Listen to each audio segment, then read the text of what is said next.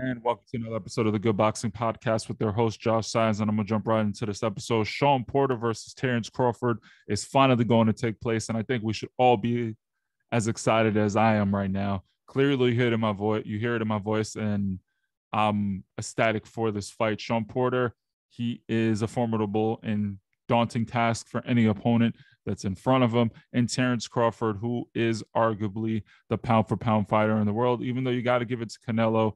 But with all the stuff that's come out, I don't even know about that anymore. But that's another episode. Terence Crawford versus Shawn Porter will establish Terence Crawford as a legitimate 147 pounder. In my opinion, it's the first time he's ever been with an opponent that's not someone that's small that moved up and is a big name who's been on the big stage. I can arguably say that this fight is the perfect time for an upset, in my opinion. Terence Crawford hasn't fought anyone at 147 pounds that emulates the style of Terence Crawford. I'm sorry, that emulates the style of Shawn Porter. So the pressure that he felt against Kavaliauskas and other fighters will be nothing like the pressure that he's going to face when he faces Terence Crawford. Shawn Porter. Shawn Porter is way bigger than Terence Crawford, and in my opinion, I think it's going to be a really good fight. So the winner of this will potentially fight the winner of, in my opinion, the fight that's a no-brainer is Ugas versus Errol Spence. Why rush and risk a tune-up fight or fighting Terence Crawford when you have a chance to fight for 3 belts, which is better than 1, in my opinion?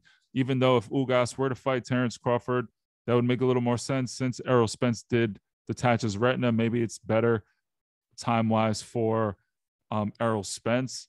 But regardless, an undisputed champion is in the works at 147 pounds. And how electric would that be if we finally get the Terence Crawford versus Errol Spence fight that we've been looking for?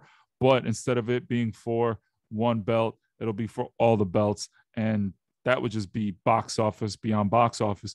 But if Shawn Porter were to beat Terence Crawford, it would be a PBC stable having all of the belts. So let me know what you guys think. Shawn Porter versus Terence Crawford. I think it's a fantastic fight, and I think you should be very excited for it.